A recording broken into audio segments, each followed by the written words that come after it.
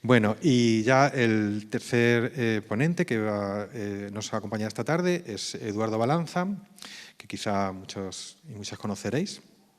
Va a presentar un trabajo que titula Geología, registros urbanos, tiempo circular y estrato sonoro, la sinfonía de un día, los ejes sonoros de la ciudad, norte, sur, este y oeste, alrededor del instrumento B71. Bueno, Eduardo ha construido una pieza absolutamente fascinante. Es un organismo, le gusta decir a él, más que un órgano. Es un dispositivo tecnológico de mediación con el ruido urbano, con las ondas electromagnéticas, con la voz humana. Es una especie de máquina que establece diálogos nuevos, interacciones nuevas y cruzamientos nuevos que valía mucho la pena que estuviera aquí y que nos contara un poco cuál está siendo su experiencia, porque es un trabajo además en marcha. Lo va a contar luego, pero va a ser la oportunidad de ver hoy cómo funciona y que él nos lo explique, pero además en lo sucesivo pues va a haber varias ocasiones en las que se va a poner en marcha el B71 con distintos intérpretes y bueno, lo contará después. Eduardo es diplomado en medios audiovisuales en España, estudió cine documental y guión cinematográfico en La Habana durante los años 92 al 93. En el año 1999 cursa diferentes talleres en la School of Visual Arts de Nueva York y New Parsons School of Design. Ha residido en Berlín desde 2008 a 2013, disfrutando de la beca de investigación del PAC Murcia y ha trabajado en 3 producciones con la compañía de Ida Müller y Vegar Vinge. Ha trabajado en Centroamérica impartiendo clases de materiales de desecho con los que construir y diseñar muebles y prototipos a lo largo del año 2014. En 2017-2018 recibió la beca Leonardo de la investigación del BBVA para desarrollar el instrumento B71, que es, como os decía, lo que hoy nos presentará y con el que hoy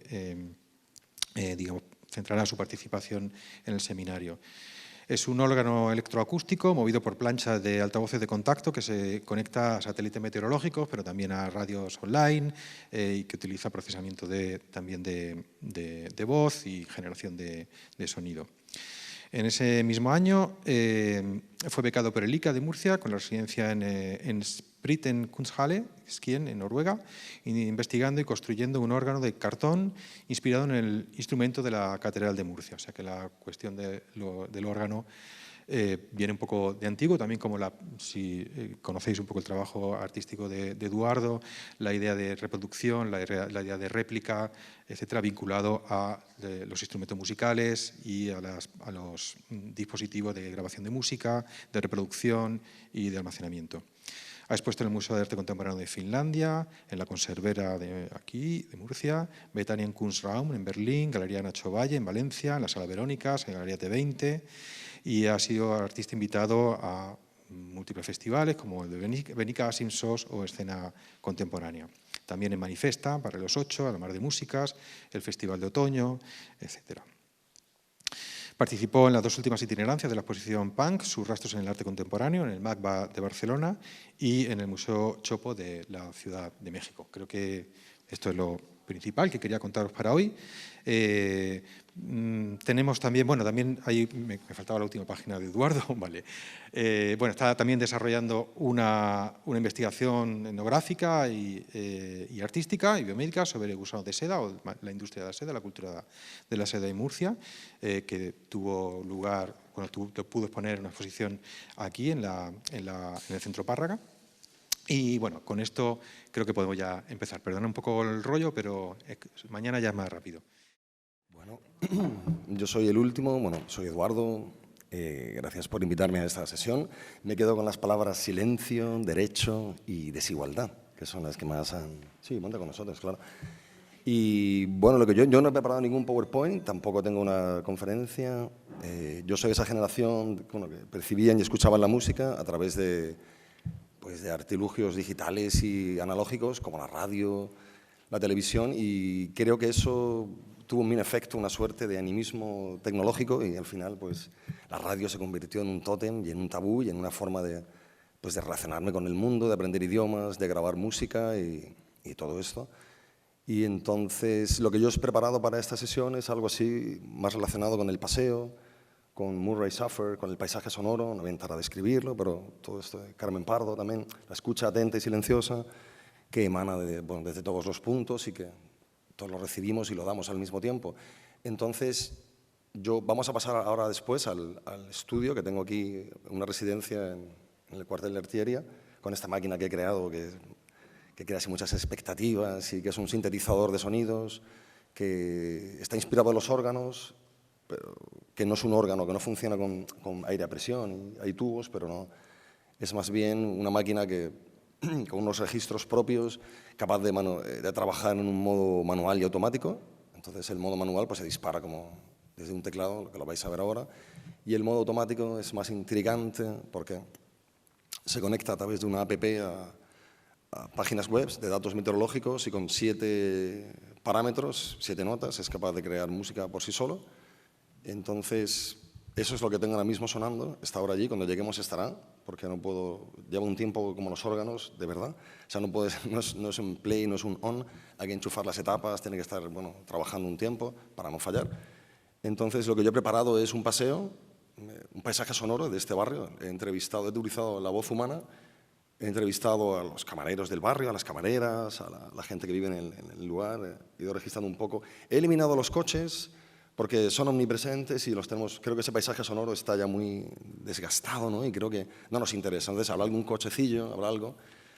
Me he tomado la molestia de ir también a las mezquitas de ahí de Barrio Mar, perdón, y he grabado así un poco el entorno del barrio sin profundizar demasiado. La pieza es bastante larga, así que no sé, haremos lo que queramos un poco, ¿no? Si veo que yo estaré de espaldas a vosotros, no estaré como los DJs mirando así, tomando el pulso de la pista, pero bueno, en algún momento pues tendremos que ir cerrando. El trabajo que he creado es mucho más amplio, y tiene que ver con ese collage, ¿no? Con esa escucha atenta y con ese paseo, ¿no? Que es una cosa interesante, ¿no? Cuando paseas así, pues percibes el sonido y el barrio de una manera, pero cuando llevas unos auriculares y una grabadora, y es la parte que tiene que tocar con mi infancia, este animismo tecnológico, creo que es como mucho más, aparte que percibes mucho mejor todo, ¿no?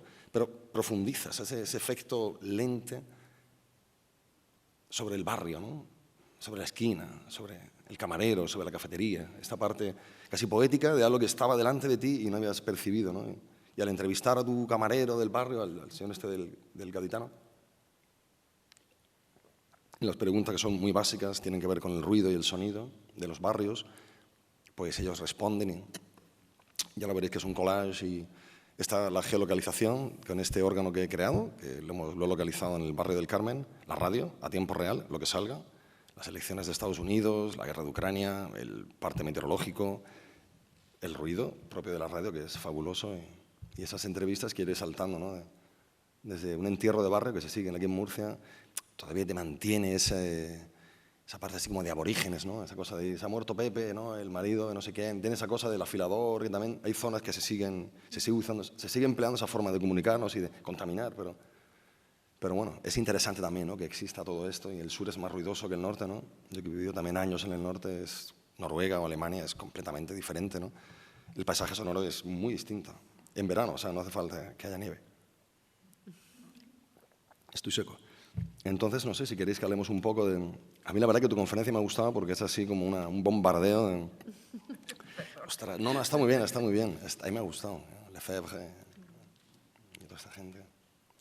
Y el trabajo, ¿no? Que tú a lo mejor no te lo esperabas, pero que se ha mezclado de una manera misteriosa, ¿no? Con los niños del barrio, y de repente la policía pues tiene sentido, ¿no? La sirena que pasa, el automóvil, eso que no percibes cuando estás atento a esto, se ha mezclado muy bien con tu... Además ha empezado muy suave y se ha ido mezclando, ¿no? Así como subiendo hasta la lluvia, que bueno, está muy bien. A mí me gusta la lluvia, ¿eh? Entonces, no sé si queréis que mantengamos un diálogo aquí o que lo mantengamos allí. Está muy cerca, estamos aquí al lado. Pero como queráis, como gustéis, el protocolo de cómo llevéis, cómo atendamos a esto. Hay una cosa interesante que has dicho del silencio, y estaba ahí pensando cuando estudiaba, ¿no? El cine y tal. El sonido, cuando tú estás en silencio en una película, un documental, tú tienes que incorporar algo. Hay una pista de sonido para el silencio, porque si tú no metes esos decibelios base, el espectador piensa que se ha roto, que se ha fastidiado la proyección, y es un efecto inmediato. O sea, tú bajas el sonido y la gente en una sala de cine se inquieta. El silencio, los diálogos en el cine, tienes que producirlo, tienes que incluirlo y dejarlo ahí como un amortiguador sobre el que sucede algo, ¿no? Que será un poco... Siempre hay un paisaje sonoro, ¿no? Cucamente, una ventana, un coche. El silencio hay que construirlo y es insoportable. Yo siempre pienso que, o sea, como que yo me empecé a interesar por los pájaros, pero que los pájaros empezaron a interesarse por mí en el confinamiento, porque yo había estado currando, o sea, aparte de la forma que tengo de trabajar es ir a los parques, a los bancos, a la ventana, al patio, a escuchar, a grabar. Y esto empezó antes del confinamiento y cuando llegó el confinamiento los pájaros estaban diferentes por el silencio precisamente. ¿Y qué se estaba escuchando cuando se creó el silencio? Bueno, atendía a lugares muy diferentes a los que normalmente atiendes. Y principalmente fue los coches lo que cambió como todo el panorama acústico. Bueno, y el paisaje, la fragancia de la ciudad, ¿no? De repente todo volvió a oler mal. Me acuerdo que vivo cerca de una carretera y recuerdo el cambio, ¿no? El diésel otra vez.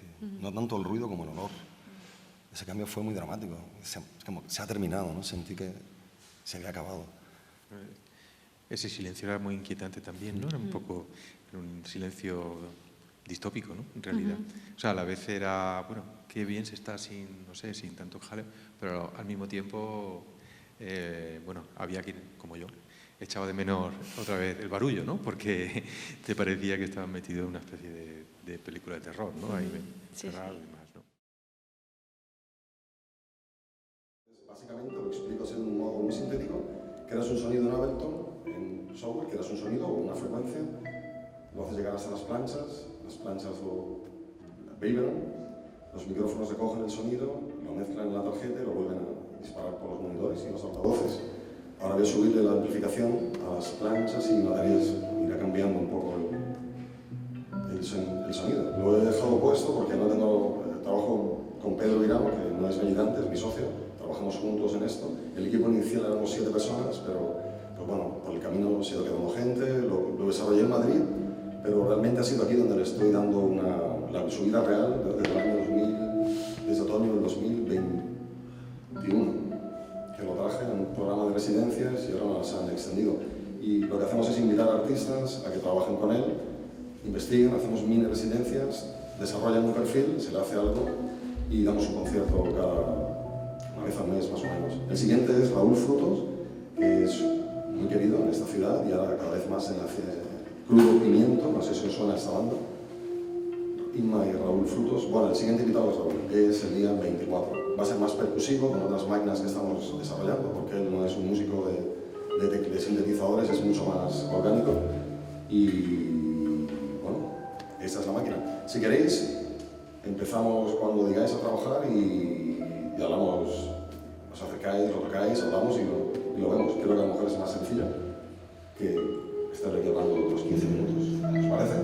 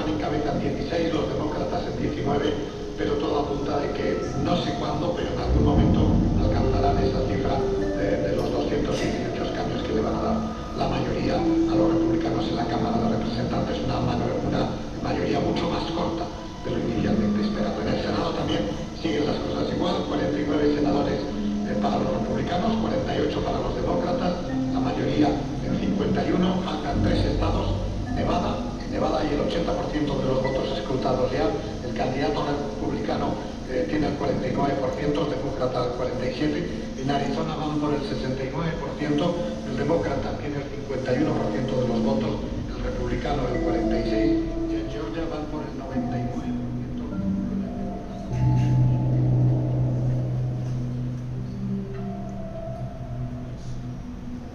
Siempre me ha gustado los semáforos, que son para los ciegos, ¿no? que hay como un código para ellos poder cruzar. Y siempre es una cosa como que pasa medio desapercibido, pero siempre me ha gustado quedarme a verlo. También me gusta mucho el de la lavadora, que cada lavadora tiene uno cuando acaba, y como que cada marca decide, ¿no? Hay un momento de decisión de decir qué sonido vas a poner, ¿no? Y recuerdo que el de casa es...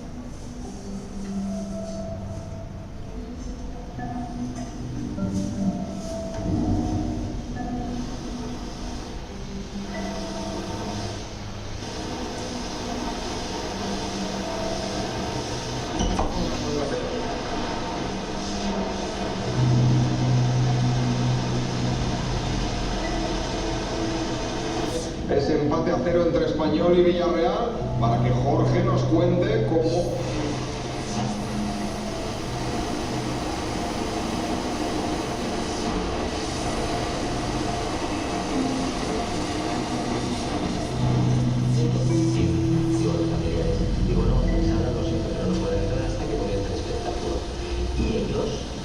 les ves que tienen otra forma de comportarse, ¿sabes? Pues El ruido que más me gusta y que más relaciona a mi barrio son los vencejos de la ventana.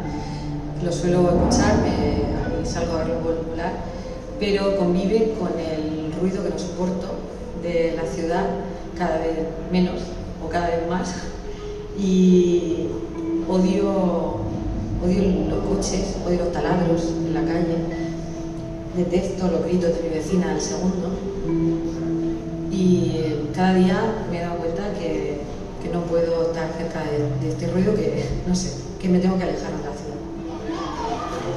Vivo en un sitio muy ruidoso y en general los ruidos de la ciudad me desagradan, pero me gusta muchísimo el sonido de los gritos de los niños cuando juegan.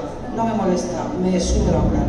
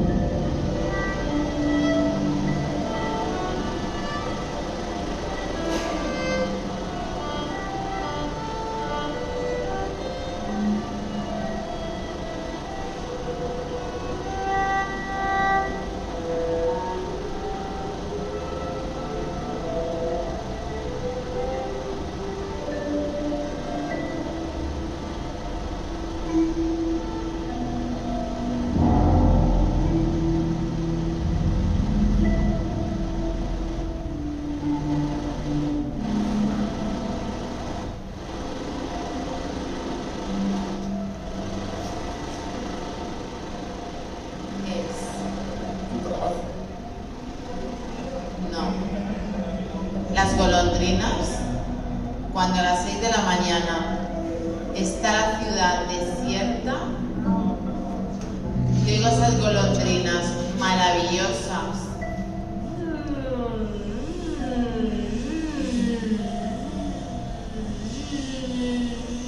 Y tú en la cama disfrutando con tu pareja, sola. Eso.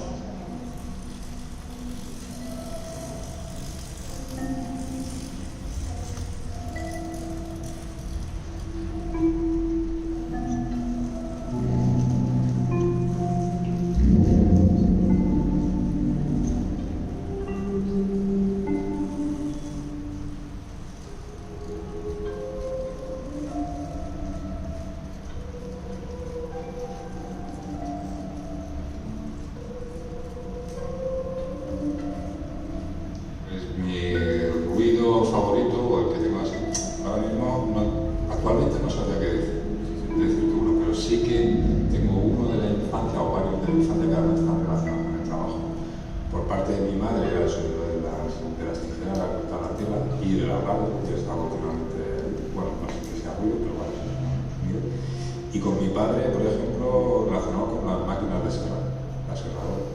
Esa era como mi ruido favorito porque además hacíamos armónicos. La poníamos en marcha y era como, poníamos la voz por encima y creábamos como una especie de música rara. Pues realmente el ruido es una connotación despectiva del sonido, porque todo es sonido. Lo único que si no sirve o no nos sirve o no nos interesa lo llamamos ruido, ¿no? Por esto.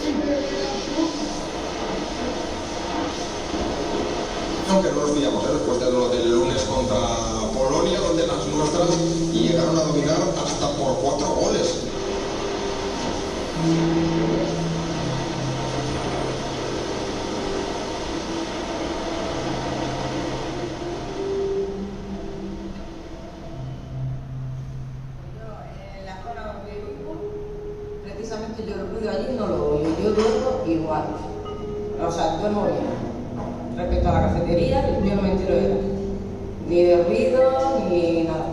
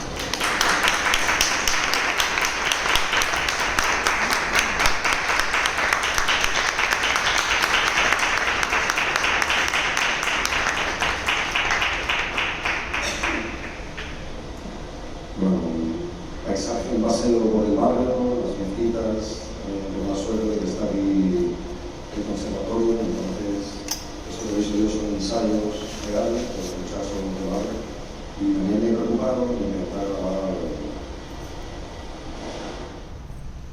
hasta hoy mismo, ¿no? Las últimas grabaciones del Conservatorio Superior, que está al otro lado del río, y están, bueno, los cuartetos de percusión estaban ahí. Las cosas más interesantes, pues me ha parecido más importante un poco el calentamiento, ¿no? de los xilófonos, y he intentado grabar todos los días un fragmento, unos días 4 o 5, tomar opiniones del barrio, entrevistar a la gente de la cafetería. Las mezquitas de ese sonido está tocado, está duplicado para que se amplifique, pero es el sonido de las mezquitas. Hay dos, hay una en realidad grande, está ahí en Málaga. Y Murray Suffer, ¿no? Del que hablábamos antes, el paisaje sonoro, esa incorporación, lo que pasa en la ciudad, abres la ventana y ya está ahí, ¿no? Esa cosa que decía antes, Amparo, ¿no? Ya desordenada, no solo es una narrativa, pero lo interesante de la ciudad es que no te puedes acostumbrar a ella, ¿no? Que sea mediana o gigantesca. Tú abres la ventana, sales a la calle y eso está sucediendo a tiempo real, ¿no? Y no tiene un orden. Y ahí está, bueno, esa es la propuesta, 20-25 minutos, pues es más extensa, me he quitado algunas partes también.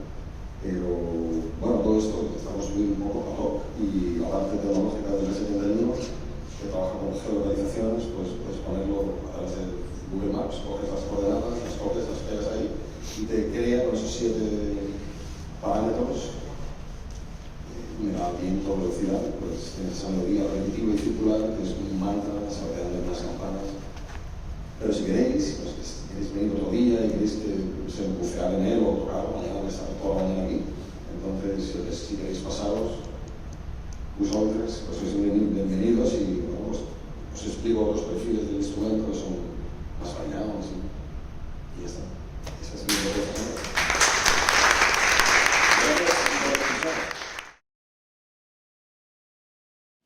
A mí me gustaría, si os parece, ceder la palabra al público, si hay alguna de vosotras que quiere hacer una pregunta, un comentario, y es el momento. ¿Y podemos tener un poco más de luz en el público? Sí. Si queréis podemos hablar luego allí. Yo voy a necesitar un pelín de tiempo para poner la máquina un poco en marcha. Bueno, claro, también está rodando. Vamos a ir tranquilamente y si queréis hablamos también antes. Yo voy a explicaros la máquina un poco allí. Podéis acercaros también y, bueno, si queréis, bueno, que podamos tener un diálogo aquí o allí, como queráis. ¿Alguna pregunta? ¿Alguien que se anime? abrir el melón.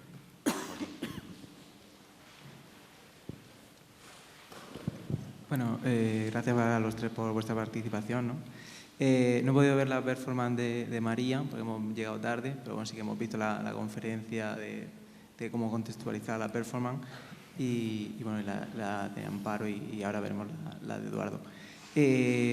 Mi pregunta no tanto era como, bueno, a través también de la conferencia de Amparo, ¿no? De estas reflexiones que te van haciendo pensar, ¿no? O sea, como este bombardeo de cuestiones acerca de la escucha, era el tema de, bueno, esto que está ocurriendo también ahora de estas manifestaciones acerca del cambio climático contra las obras de arte y todo esto, ¿no? O sea, estos científicos que hablan, que no se les escucha, ¿no? Que vivimos en el mundo de la película esta de Don't Look Up, ¿no?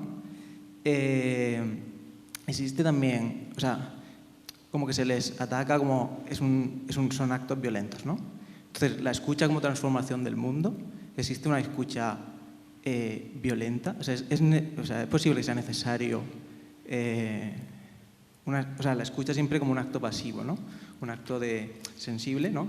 Como habéis contado, es un momento de que es necesario, ¿no? O sea, es necesario que, o sea, de alguna manera ese momento de pararnos nosotros, ¿no? Para permitir escuchar o sea, para poder escuchar a los otros, pero existe alguna manera, o sea, o posiblemente sea necesario, o sea, me refiero,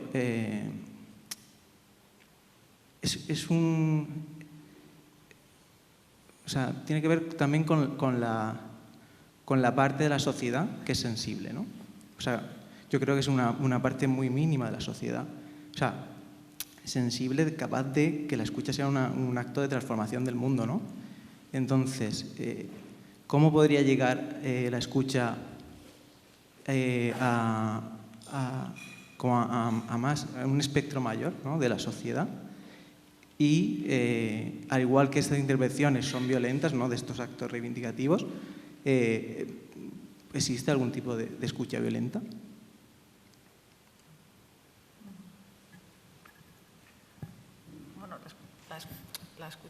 La escucha es performativa, ¿no? La escucha no es, bueno, pasiva. Otra vez, cuando decimos eso de pasivo, siempre que pienso que, ¿no? Eso del activo y lo pasivo, y que luego yo casi nunca veo nada tan pasivo. O bueno, la pasividad es otra cosa que no sea quedarse así quieto, ¿no? Entonces, las escuchas se hacen y se deshacen, como decimos, el silencio también, ¿no? Como vemos aquí, se hace y se deshace, ¿no? A qué prestamos atención, y lo de desoír también es activo, y ahí teníamos esa idea también un poco de la responsabilidad, ¿no? De lo que comentábamos, ¿no? Entonces, desde luego, la forma ¿no? Esas formas de silenciar son violentas, ¿no? Y a veces violentas de muchos, ¿no? Toda la modulación de violencia que querramos hacer, física, simbólica, etcétera, ¿no? Como hablábamos aquí, o sea, que la escucha es una actividad y la silenciar también. Y luego yo lo que tampoco no ha quedado muy claro era también hacer ver ese par, escuchar sonar, o sea, que sonar también es una forma de escucha, igual que, bueno, por ejemplo, lo vamos a ver luego, Eduardo, ¿no? O sea, haces los músicos también, o sea, lo que produce sonidos también concretamente conectados con una escucha también, ¿no? Entonces, en ese sentido, no sé, tenía que pensarme también ahora, ¿no? Lo de la escucha violencia, ¿no? De cómo, ¿no? Si hay una escucha violenta, se hacen violencias a la escucha, ¿no? Eso está claro. Y también escuchar, como veíamos aquí, escuchar a aquellos a los que no se escucha, ¿no? Lo de la hermana no si te creo, puede ir acompañado también, no sé, de formas más agresivas, no lo sé, habría que pensarlo también, ¿no? Pero lo que sí tenemos que tener claro es que escuchar es activo, ¿no? Requiere movilización, requiere activarse, ¿no? Requiere también activación. No todos somos activistas, pero el activismo también es una forma de escucha, ¿no?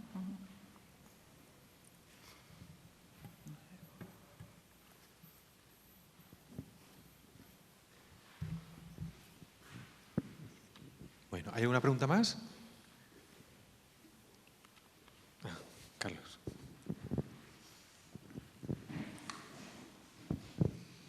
Sí, bueno, enhorabuena por la charla. Sí que quería hablar un poco de el tema de la interferencia. O sea, el planteamiento de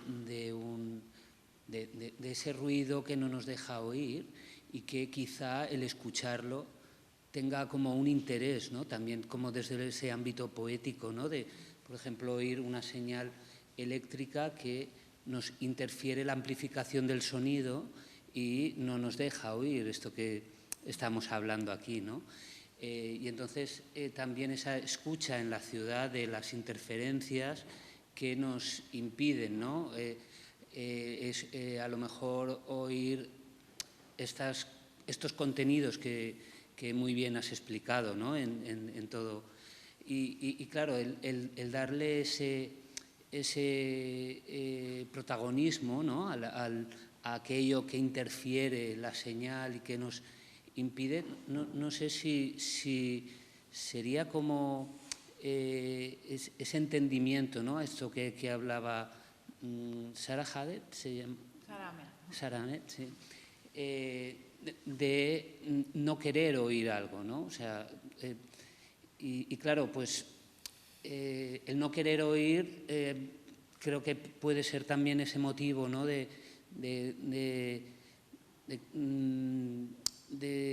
situación que uno no comprende, ¿no? Entonces creo que a lo mejor esa cuestión de oír la interferencia podría ser como algo interesante, ¿no? Ya no solo a nivel de la ciudad, sino de estos contenidos de no querer o no saber oír, ¿no? Algunas y como la búsqueda de ese sonido que interfiere, pues a lo mejor podría ser como muy interesante, ¿no? Ya se ha hecho, ¿no? A nivel artístico y performático, pero hablando de contenidos, esto pues puede llegar también a una situación como de mucho interés, ¿no? No lo sé si me explico. Gracias.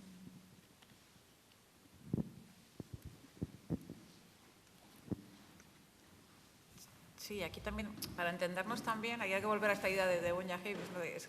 Es muy difícil, no podemos hablar del sonido en general, ni las interferencias en general, no tenemos que precisar siempre describir de qué estamos hablando, porque está claro que no es lo mismo las voces discordantes en una institución, ¿no? Que dicen, no, aquí ha habido acoso, ¿no? Este profesor y tal, que son percibidas a veces como interferencias en el normal modo de, ¿no?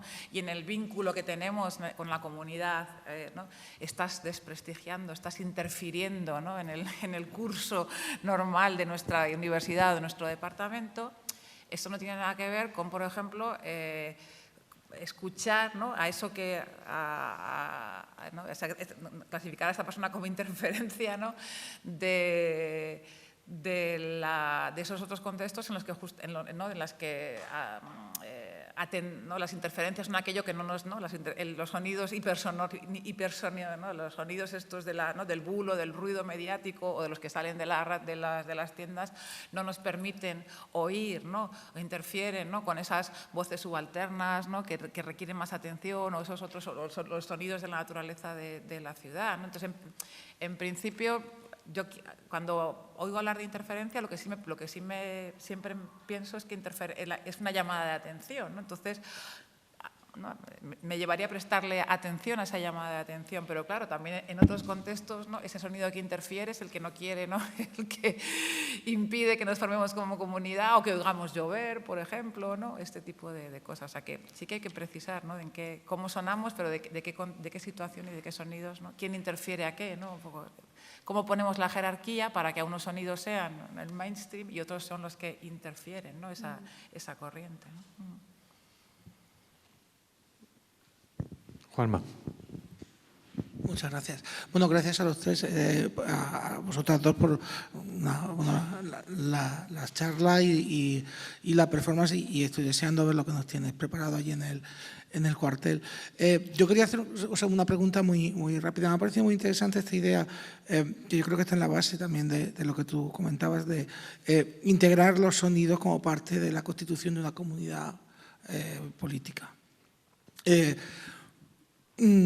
Obviamente porque hay una escucha, ¿no? Ese proceso de escucha que deberíamos ampliar, o que yo creo que debemos ampliar también a lo no humano, ¿no? Como lo hemos visto en la terraza, ¿no? Pero allí yo quería hacer una pregunta muy concreta. En la historia del dolor hay por lo que tiene que ver con las quejas. En la historia del dolor hay dos casos que son muy interesantes, a mí me parece que son muy interesantes, que es por un lado el de aquellos que se quejan sin tener motivo para quejarse y por otro lado los que no se quejan teniendo motivo. Los primeros serían, pues, lo que sé, por ejemplo, hablabas antes de Calle de Dolans. Allí también, eso también se pasa al primer y al segundo estado y ellos también expresan cuáles son sus quejas, ¿no? No solo es el tercer estado el que se expresa. Y mientras que los segundos, el ejemplo claro era durante la guerra de secesión estadounidense, una de las pruebas que se aducían en favor o en defensa de la esclavitud era que los esclavos no se quejaban. O sea, no sé, ellos no se estaban quejando, ¿no? Entonces mi pregunta sería cómo podemos integrar eso en ese proceso de constitución de una nueva comunidad política basada o que tiene en cuenta el sonido, cómo tenemos en cuenta yo creo que no son interferencias propiamente, no son, como decía el compañero, pero sí que son, distorsiones igual, ¿no? Distorsiones de lo que sería ese proceso de integración. Y nada más. Gracias. Tal vez esas afirmaciones se hacen también en la escucha, ¿no? Entonces, lo que comentábamos un poco antes, para que la queja sea audible tiene que haber un oído que la escuche. Por supuesto que los esclavos y las esclavas se quejaran y cuando ahora tenemos una tradición, o sea, cuando ahora tenemos un montón de autores y autoras afroamericanos que se vuelcan sobre ese archivo está ahí, ese archivo existe, pero claro, había que atender a ello, ¿no?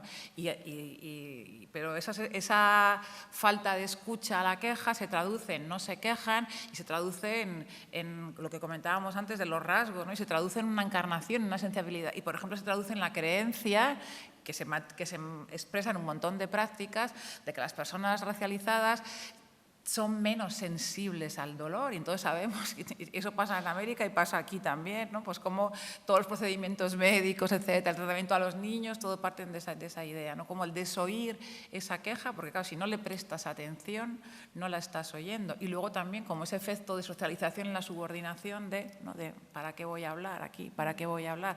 Pero esa expresión también de, como decíamos, porque cuando hablo o no hablo, no se me escucha, ¿no? Ni siquiera se me oye, ¿no? Entonces, por eso te digo que la producción, en este caso de esta realidad, requiere no solamente de emitir sonidos y quejas, sino de que haya oídos y orejas que las recojan. Y a veces, ¿no? Esos oídos llegan en el tiempo. O sea, bueno, claro, las quejas de los esclavos eran oídas por los otros esclavos, ¿no? Y habría que ver luego también las situaciones, ¿no? Porque hay una forma estratégica también de decir, no se quejan cuando sé que los he oído quejarse, pero no los quiero oír. O sea, que vuelven esas complejidades. Pero evidentemente lo político está ahí, no viene después o antes, está ahí, ¿no? En cómo prestar ese oído para que las cosas suenen, porque no suenan, ¿no? Si no las oímos, ¿no? Y también podemos establecer estrategias o rebeliones o violencias para que se nos oiga, ¿no? Y respecto al otro también, pues esas jerarquías políticas y éticas de quién se queja con razón y quién se queja sin razón. Y ahí también está otro ejemplo de otra manifestación de los conflictos y las desigualdades, ¿no? Quién tiene derecho a quejarse y qué quejas consideramos o no legítimas, ¿no? Pero eso tampoco está cerrado, ¿no? Eso es parte del debate,